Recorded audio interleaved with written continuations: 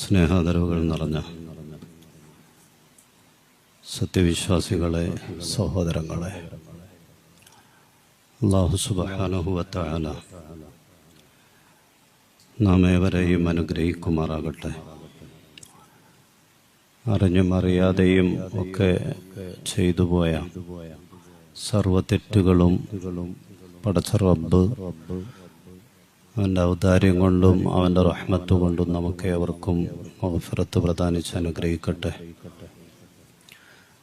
തെറ്റുകളിൽ നിന്നകന്ന് ഒരു യഥാർത്ഥ മുഅ്മിനായി ഇബാദത്തോടെ തഖ്വയോടെ ജീവിച്ച് അവസാനം പരിശുദ്ധ കലിമ ചൊല്ലി ഈ ലോകത്തു നിന്ന് ഈമാൻ സലാമത്തായി വിട പറയാനുള്ള മഹാസൗഭാഗ്യം നമുക്ക് അല്ലാഹു പ്രദാനിക്കട്ടെ.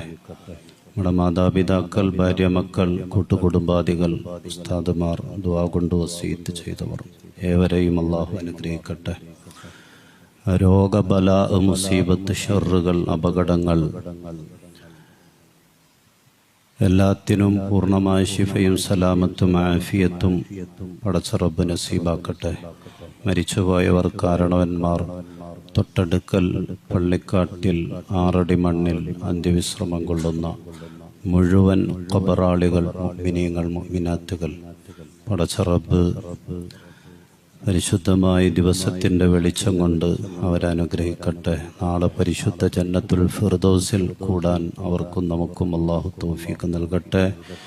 ആമീൻ ബിറഹ്മതിക യാ അർഹമർ റഹീമീൻ. ബഹുമാനമുള്ള സത്യവിശ്വാസികളെ, ഈമാനുള്ള ആളുകളെ സംബന്ധിച്ചിടത്തോളം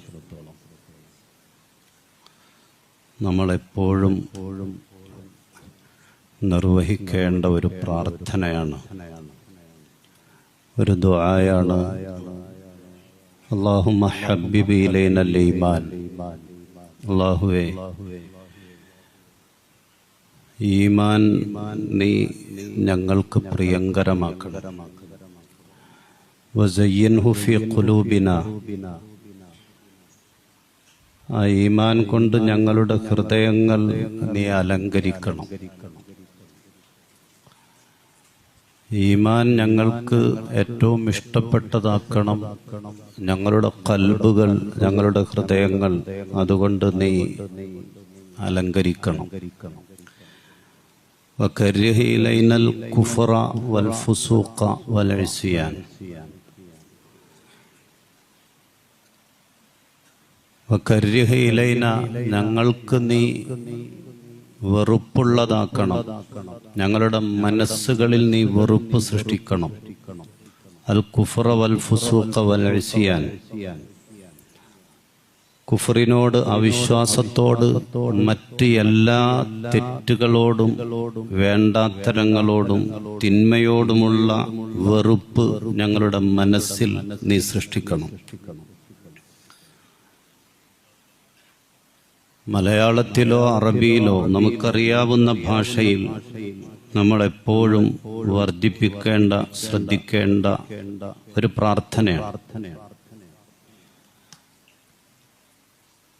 ഖൽബിൽ ഈമാൻ നിറയണം. ഈമാൻ കൊണ്ട് നമ്മുടെ ഹൃദയം അലങ്കരിക്കപ്പെടണം. അതിലൂടെ അള്ളാഹുവിനോട് തെറ്റ് ചെയ്യാനുള്ള ഒരു വെറുപ്പ് നമ്മുടെ മനസ്സിന്റെ ഉള്ളിൽ സൃഷ്ടിക്കപ്പെടണം. നമ്മളൊക്കെ തെറ്റ് ചെയ്യാത്തത് പലപ്പോഴും സാഹചര്യങ്ങളില്ലാത്തത് കൊണ്ടാണ്. സാഹചര്യങ്ങൾ ഉണ്ടായിപ്പോയാൽ നമ്മൾ എത്ര നിസ്കാരക്കാരാണെങ്കിലും ഹജ്ജ് ഉംറയുടെ ആളുകളാണെങ്കിലും ചിലപ്പോൾ തെറ്റുകൾ സംഭവിച്ചു പോകും. സാഹചര്യങ്ങളില്ലാത്തത് കൊണ്ടാണ് നമ്മിൽ പലരും തെറ്റുകളിൽ നിന്നും മാറി നിൽക്കുന്നത്. എത്ര വലിയ സാഹചര്യങ്ങൾ ഉണ്ടായാലും തെറ്റിൽ നിന്നും മാറി നിൽക്കാൻ നമുക്ക് സാധിക്കണമെങ്കിൽ ആ തെറ്റിനോട്, അള്ളാഹുവിനോട് തെറ്റ് ചെയ്യുന്നതിനോടുള്ള ഒരു വെറുപ്പ് നമ്മുടെ ഖൽബിൽ സൃഷ്ടിക്കപ്പെടണം. അങ്ങനെ ഒന്ന് വന്നാൽ എത്ര വലിയ സാഹചര്യം ഉണ്ടായാലും മാറി നിൽക്കാൻ ഈമാനുള്ള മനുഷ്യർക്ക് സാധിക്കും. സുലൈഖ ബീവിയോട് യൂസുഫ് നബി അലൈഹിസ്സലാത്തു വസ്സലാം പറഞ്ഞു, മആദല്ലാ, ഞാൻ അള്ളാഹുവിനെ പേടിക്കുന്നു, പടച്ചവൻ കാക്കട്ടെ. ലോകസുന്ദരിയായ രാജ്ഞിയായ സുലൈഖ ബീവി അല്ലെങ്കിൽ സലീഖ ബീവി യൂസുഫ് നബി അലൈഹിസ്സലാത്തു വസ്സലാമിനെ പ്രാപിക്കാൻ വേണ്ടി റൂം അടച്ചിട്ട് ഇങ്ങോട്ട് വന്നതാണ്. തന്റെ മനസ്സിന്റെ നിയന്ത്രണം നഷ്ടപ്പെട്ടു പോകുമോ എന്നൊരു വേള യൂസുഫ് നബി ഭയപ്പെടുക പോലും ചെയ്തിട്ടുണ്ട്. അങ്ങനത്തെ സാഹചര്യമായിരുന്നു. പക്ഷേ അള്ളാഹു കാക്കട്ടെ, അള്ളാഹുവിനെ ഞാൻ പേടിക്കുന്നു എന്ന് പറഞ്ഞ് ബഹുമാനപ്പെട്ട യൂസുഫ് നബി അലൈഹിസ്സലാത്തു വസ്സലാം അതിൽ നിന്ന് പിന്മാറുകയാണ് ചെയ്തത്. മനസ്സിന്റെ ഉള്ളിൽ, ഖൽബിന്റെ ഉള്ളിൽ അള്ളാഹുവിനോട് എതിര് ചെയ്യുക, തെറ്റ് ചെയ്യുക എന്ന് പറഞ്ഞാൽ അതൊരു വല്ലാത്ത വെറുപ്പായി രൂപപ്പെടണം. അങ്ങനെ രൂപപ്പെട്ടാൽ എത്ര വലിയ സാഹചര്യങ്ങൾ ഉണ്ടായാലും, എന്തൊക്കെ സാഹചര്യങ്ങൾ അനുകൂലമായാലും, ഒരു ഈമാനുള്ള മനുഷ്യനെ സംബന്ധിച്ചിടത്തോളം നോ പറയാൻ, ആ തെറ്റിൽ നിന്നും മാറി നിൽക്കാൻ നമുക്ക് കഴിയും. അല്ലാഹു സുബ്ഹാനഹു വ തആല 2 മുന്നറിയിപ്പുകൾ നമുക്ക് തന്നിട്ടുണ്ട്. പടച്ച റബ്ബ് മനുഷ്യൻ തെറ്റിൽ നിന്ന് മാറാൻ, നമ്മൾ അപരാധങ്ങളിൽ നിന്ന് പിന്മാറി നിൽക്കാൻ, തെറ്റിനോട് നമ്മുടെ ഖൽബ്, നമ്മുടെ മനസ്സ് അടുത്തു പോകാതിരിക്കാൻ, അങ്ങനെ ഒരു വെറുപ്പ് നമ്മുടെ മനസ്സിൽ രൂപപ്പെടാൻ 2 മുന്നറിയിപ്പുകൾ. ഒന്ന് ആഖിറത്തിലേതാണ്. ആഖിറത്തിൽ അതിഭയാനകരമായ അദാബുണ്ട്, ശിക്ഷയുണ്ട്. ഒരു മനുഷ്യൻ മോഷ്ടിച്ചു കഴിഞ്ഞാൽ, അഴിമതി കാണിച്ചാൽ, സാമ്പത്തികമായ ക്രമക്കേടുകൾ നടത്തിയാൽ, അല്ലെങ്കിൽ മദ്യപിച്ചാൽ, ലഹരി ഉപയോഗിച്ചാൽ, മറ്റ് MDMA പോലുള്ള വസ്തുക്കൾ ഉപയോഗിക്കുകയോ അതിന്റെ കച്ചവടത്തിൽ ഏർപ്പെടുകയോ ഒക്കെ ചെയ്താൽ, അല്ലെങ്കിൽ വ്യഭിചരിച്ചാൽ, ആളുകളെ വഞ്ചിച്ചാൽ, അല്ലെങ്കിൽ ഒരു മനുഷ്യനെ കൊന്നാൽ, എന്തോ ആകട്ടെ, ചെറുതോ വലുതോ എന്തോ ആകട്ടെ, ഒരു തെറ്റ് സംഭവിച്ചിട്ടുണ്ടെങ്കിൽ നാളെ ആഖിറത്തിൽ പടച്ചവന്റെ മുന്നിൽ അതിഭയാനകരമായ അദാബുണ്ട് എന്നുള്ള മുന്നറിയിപ്പ്. ഇത് മരണം മുതൽ തുടങ്ങാണ്. ഖബറിൽ അത് നീണ്ടു നിൽക്കാണ്. മഹ്ശറിൽ ഒഴിവാക്കപ്പെടാത്തതാണ്. അവസാനം കാലാകാലം നരകത്തിൽ കിടന്ന് തീക്കുണ്ടാരത്തിൽ കരിഞ്ഞുണങ്ങി പോകുന്ന ഒരു അതിഭയാനകരമായ, ഭീകരമായ ആഖിറത്തിലെ അദാബിനെ പറ്റിയുള്ള മുന്നറിയിപ്പ്. അതാണ് ഒന്നാമത്തത്. രണ്ടാമത്തത് ദുനിയാവിലെ ശിക്ഷയാണ്. മുസ്ലിമീങ്ങളായ നമ്മൾ പേടിക്കേണ്ടത് ദുനിയാവിലെ ശിക്ഷയേക്കാൾ ആഖിറത്തിലെ അദാബാണ്. അതാണ് ഭയാനകരമായത്. അതിൽ നിന്നാണ് നമ്മൾ രക്ഷപ്പെടേണ്ടത്. ഒരാൾ വ്യഭിചരിച്ചാൽ ദുനിയാവിലെ ശിക്ഷയുണ്ട്. ദുനിയാവിൽ അവൻ വിവാഹിതനാണെങ്കിൽ എറിഞ്ഞു കൊല്ലണം, അവിവാഹിതനാണെങ്കിൽ 100 അടി അടിച്ചിട്ട് 1 വർഷത്തേക്ക് നാട് കടത്തണം. ദുനിയാവിലെ ശിക്ഷയാണ്. പക്ഷെ ദുനിയാവിലെ ആ വ്യഭിചാരത്തിനാണെങ്കിലും ദുനിയാവിലെ ശിക്ഷയേക്കാൾ ഒരു മുസ്ലിം പേടിക്കേണ്ടത് ആഖിറത്തിലെ അദാബാണ്, ആഖിറത്തിലെ ശിക്ഷയാണ്. അതുകൊണ്ടാണ് മാഇസ് റളിയല്ലാഹു തആല അള്ളാന്റെ റസൂലിന്റെ അടുക്കലേക്ക് വന്നിട്ട് പറഞ്ഞത്, നബിയേ, ഞാൻ വ്യഭിചരിച്ചു പോയിട്ടുണ്ട്, എന്നെ അങ്ങൊന്ന് ശുദ്ധമാക്കുമോ?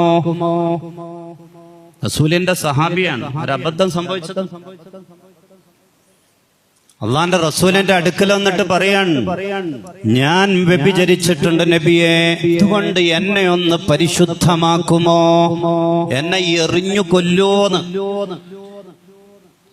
ജീവനുള്ള ശരീരത്തിലേക്ക് പച്ചക്ക് ആളുകൾ വട്ടം കൂടി നിന്നിട്ട് കല്ലുകൾ കൊണ്ട് എറിഞ്ഞെറിഞ്ഞ് മരണം വരെ ആ ശിക്ഷ നടപ്പാക്കി എന്നെ ഒന്ന് പരിശുദ്ധാക്കുവോ?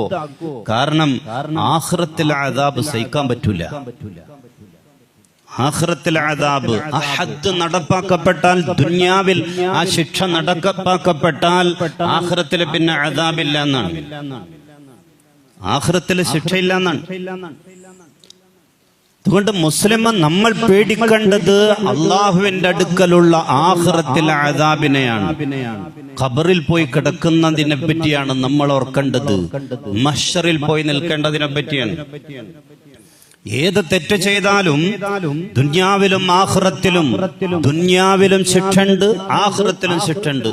ദുനിയാവിൽ അത് നടപ്പാക്കപ്പെടണമെങ്കിൽ ഇസ്ലാമികമായ ഭരണ സംവിധാനങ്ങളും കോടതികളും ഒക്കെ ഉള്ള നാടുകളാകണം എന്ന് മാത്രം. അങ്ങനെ ഒരു അന്തരീക്ഷം ഉണ്ടാകണം. ഒരാള് മോഷ്ടിച്ചിട്ടുണ്ടെങ്കിൽ ആദ്യം വലത് കൈ വെട്ടണം, വീണ്ടും മോഷ്ടിച്ചാൽ ഇടത് കാല് വെട്ടണം, വീണ്ടും മോഷ്ടിച്ചാൽ ഇടത് കൈ വെട്ടണം, വീണ്ടും മോഷ്ടിച്ചാൽ വലത് കാല് വെട്ടണം, വീണ്ടും ആവർത്തിച്ചാൽ ഇനി വെട്ടാൻ കയ്യും കാലും ഒന്നുമില്ല. അതുകൊണ്ട് ഹാക്കിം, ഭരണാധികാരി തീരുമാനിക്കുന്ന ശിക്ഷ എന്തോ അത് നടപ്പാക്കണം. അത് അടിയാകട്ടെ, ജയിലിലിടലാകട്ടെ, എന്തോ ആകട്ടെ. ഒരാൾ മോഷ്ടിച്ചാൽ, ഒരാൾ ലഹരി ഉപയോഗിച്ചാൽ 40 അടി അടിക്കണം, 40 അടി അടിക്കണം. ഒരാൾ വ്യഭിചരിച്ചാൽ അതിനുള്ള ശിക്ഷ നമ്മൾ പറഞ്ഞു. വിവാഹിതനാണെങ്കിൽ എറിഞ്ഞു കൊല്ലണം, അവിവാഹിതനാണെങ്കിൽ 100 അടി അടിച്ചിട്ട് 1 വർഷത്തേക്ക് നാട് കടത്തണം. ഒരാളൊരു വ്യഭിചാര ആരോപണം ഉന്നയിച്ചാൽ, ഒരു കടത്തിണ്ണയിൽ പോയിരുന്നിട്ട് ഒരു പെണ്ണിനെ പറ്റി, ആണിനെ പറ്റി ആവശ്യമില്ലാത്ത വർത്താനം പറഞ്ഞതാണ്, അവൾ അങ്ങനെയാണ്, ഇങ്ങനെയാണ്, ഇവൻ ഇങ്ങനെയാണ്, എനിക്ക് ബോധ്യമുള്ള കാര്യമാണ്. അത് ഇസ്ലാമിക കോടതിയിൽ വന്നിട്ട് കൃത്യമായിട്ട് തെളിവില്ലാതെ വന്നാൽ 80 അടിയാണ് ശിക്ഷ, 80 അടിയാണ്. ഒരാൾ മറ്റൊരാളെ കൊന്നാൽ തിരിച്ചു കൊല്ലലാണ്, ഖിസാസ്. അതാണ് ഇസ്ലാമിലെ ശിക്ഷ. ഇതൊക്കെ കാടത്വമാണ്, അപരിഷ്കൃതമാണ് എന്നൊക്കെ പറയുന്ന ആളുകളുണ്ട്. പക്ഷേ ഇത്തരം ശരീഅത്ത് നിയമങ്ങൾ ഒരു സമൂഹത്തിൽ നടപ്പാക്കപ്പെട്ടു തുടങ്ങിയാൽ ആ സമൂഹത്തിൽ പിന്നെ തെറ്റ് ചെയ്യാൻ മനുഷ്യന്മാർക്ക് പേടിയാണ് എന്നുള്ളതാണ്. തെറ്റ് ചെയ്യാൻ ആളുണ്ടാകൂല. ശിക്ഷകൾ എന്തിനാണ്? അത് കുറ്റവാളികളെ ഇല്ലാതാക്കാനാണ്, തെറ്റുകൾ കുറയ്ക്കാനാണ്. ശിക്ഷകൾ നടപ്പാക്കപ്പെടുന്നത് അത് തെറ്റുകൾ സമൂഹത്തിൽ നിന്ന് കുറയണം, കുറ്റവാളികളുടെ എണ്ണം കുറഞ്ഞു വരണം. അല്ലാതെ കുറ്റവാളികളെ കൊടും കുറ്റവാളികളാക്കി മാറ്റാനല്ല. അതിനല്ല ശിക്ഷാ നടപടികൾ. നമ്മുടെ നാട്ടില് ഒന്ന് മോഷ്ടിച്ച് ജയിലിൽ കിടന്ന ആളുകൾ വെളിയിലിറങ്ങിയാൽ വീണ്ടും അവര് മോഷ്ടിക്കാൻ, ഒന്ന് വ്യഭിചാരത്തിന് ശിക്ഷിക്കപ്പെട്ട ആളുകൾ വീണ്ടും ആ വഴിയിലൂടെ തന്നെ പോകാൻ, കൊലപാതക കുറ്റത്തിന് വർഷങ്ങൾ ജയിലിൽ കിടന്ന ആളുകൾ ഇറങ്ങി വന്നാൽ വീണ്ടും അതേ വഴിയിലൂടെ പോകാൻ, പോക്സോ കേസിൽ പിടിക്കപ്പെട്ട് ശിക്ഷിക്കപ്പെട്ട് വെളിയിൽ വരുന്നവർ ഇറങ്ങിയാൽ വീണ്ടും കൊച്ചു കുഞ്ഞുങ്ങളെ ഉപദ്രവിക്കാൻ. നമ്മുടെ നാട്ടിലെ അവസ്ഥ അതാണ്. ശിക്ഷകൾ മാതൃകാപരമാകുന്നില്ല എന്നുള്ളതാണ്. ഒരു നാട്ടിൽ ഒരു മോഷണം നടന്നു കഴിഞ്ഞാൽ പോലീസ് ആദ്യം പരിശോധിക്കുന്നത് അടുത്ത കാലത്ത് മോഷണ കേസിൽ പിടിക്കപ്പെട്ട് ജയിലിൽ കിടന്ന് ജയിലിൽ നിന്ന് മോചിതരായി വെളിയിലിറങ്ങിയിട്ടുള്ള മോഷ്ടാക്കളുടെ ലിസ്റ്റാണ് ആദ്യം പോലീസുകാർ പരിശോധിക്കുന്നത്. കാരണം ഇത്ര മാസവും വർഷവും ജയിലിൽ കിടന്നിട്ട് അവര് നന്നായിട്ടില്ല എന്ന നിയമപാലകർക്ക് പോലും ബോധ്യമുണ്ട്. ഇവിടെയൊക്കെ നാട്ടിലെ അവസ്ഥ അതാണ്, നമ്മൾ നേരിട്ട് കണ്ടുകൊണ്ടിരിക്കുന്നതാണ്. അതുകൊണ്ടാണ് ചില സമയങ്ങളിൽ വലിയ കുറ്റങ്ങളും നടക്കുമ്പോ ഇതിനൊക്കെ അറബ് നാട്ടിലെ ശിക്ഷ കൊടുക്കണം എന്ന് സമൂഹത്തിലെ വിദ്യാസമ്പന്നരായ ആളുകൾ, സാംസ്കാരിക നേതാക്കന്മാർ പോലും വിളിച്ചു പറയും. അതിനൊന്നും നമ്മുടെ നാട്ടിലെ ശിക്ഷ പോരാ, അറബ് നാട്ടിലെ ശിക്ഷ തന്നെ കൊടുക്കണം എന്ന്. നമ്മുടെ നാട്ടിലെ ശിക്ഷാ നടപടികൾ പലപ്പോഴും അത് പ്രായോഗികമല്ലെന്നുള്ളതും മാതൃകാപരമല്ല എന്നുള്ളതും നമ്മൾ തിരിച്ചറിയുന്ന, സമൂഹം തിരിച്ചറിയുന്ന ഒരു യാഥാർത്ഥ്യമാണ്. ഒരാളെ കൊന്നാൽ തിരിച്ചു കൊല്ലണം, ശരീഅത്തിന്റെ നിയമം അതാണ്. ആ കൊലപാതകം കൃത്യമായിട്ട് തെളിഞ്ഞു കഴിഞ്ഞാൽ പകരം തിരിച്ചു കൊല്ലണം. ശരീഅത്തിന്റെ നിയമം അതാണ് ശരീഅത്തിന്റെ നിയമം. അതിൽ നിന്ന്, ആ വധശിക്ഷയിൽ നിന്ന് ആ മനുഷ്യനെ രക്ഷപ്പെടുത്താൻ ആ കൊല്ലപ്പെട്ട ആളിന്റെ കുടുംബക്കാർക്കല്ലാതെ, ബന്ധുക്കൾക്കല്ലാതെ മറ്റാർക്കും അവകാശമില്ല. കൊല്ലപ്പെട്ടതാരാണോ അയാളുടെ കുടുംബം തീരുമാനിക്കണം, രക്തബന്ധുക്കൾ തീരുമാനിക്കണം. അവർക്ക് വേണമെങ്കിൽ ദിയ വാങ്ങി എന്ന് പറഞ്ഞ ബ്ലഡ് മണി വാങ്ങിയിട്ട് ആ മനുഷ്യന് മാപ്പ് കൊടുക്കാം. അതല്ലെങ്കിൽ നിരുപാധികം മാപ്പ് കൊടുക്കാം. ഒന്നും വേണ്ട, മാപ്പ് കൊടുത്തേക്കാണ്, ഞങ്ങൾക്ക് പോകാനുള്ളത് പോയി, ഇനി ഒരു കുടുംബത്തിലെ ഒരാളെ കൂടി നഷ്ടപ്പെടുത്തേണ്ട കാര്യമില്ല, ഞങ്ങൾ മാപ്പ് കൊടുത്തേക്കാണ്, ഒന്നും വേണ്ട, നിരുപാധികം മാപ്പ് കൊടുക്കാം. അതല്ലെങ്കിൽ ബ്ലഡ് മണി വാങ്ങിയിട്ട്, ദിയ വാങ്ങിയിട്ട് മാപ്പ് കൊടുക്കാം. കുടുംബം മാപ്പ് കൊടുക്കാത്തിടത്തോളം കാലം വധശിക്ഷയിൽ നിന്ന് ഇസ്ലാമിക ശരീഅത്തനുസരിച്ച് അവർക്ക് മോചനമില്ല.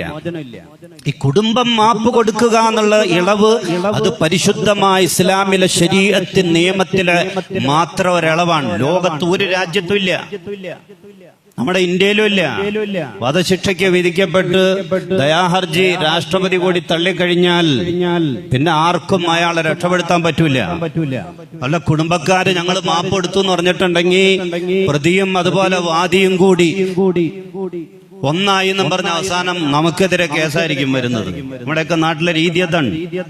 കൊല്ലപ്പെട്ട ആളുടെ കുടുംബക്കാർക്ക് മാപ്പ് കൊടുക്കാനുള്ള, ദിയ വാങ്ങിയിട്ടോ അല്ലാതെയോ മാപ്പ് കൊടുക്കാനുള്ള ഒരു ഇളവ് പരിശുദ്ധമായ ശരീഅത്തിൽ മാത്രമുള്ളതാണ്. യമനിൽ നിമിഷപ്രിയയുടെ വിഷയത്തിൽ അതാണ് ഇപ്പോ ചർച്ചകൾ നടന്നുകൊണ്ടിരിക്കുന്നത്. യമൻകാരനായ ഒരാളെ കൊന്നിട്ട് വെട്ടി നുറുക്കിയിട്ട് വാട്ടർ ടാങ്കിൽ ഇട്ടിട്ടുണ്ട് ആ സഹോദരി. എന്ത് കാരണത്തിന്റെ പേരിലാണെങ്കിലും ചെയ്തത് തെറ്റ് തന്നെയാണ്. വധശിക്ഷയ്ക്ക് വിധിക്കപ്പെട്ടേക്കാണ്.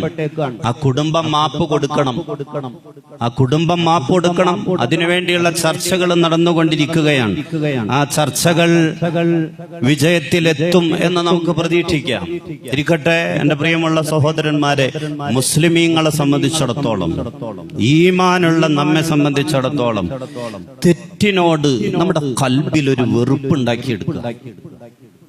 ഞാൻ ചെയ്യുന്ന തെറ്റ് അള്ളാഹുവിനോടാണ്, റബ്ബിനോടാണ്.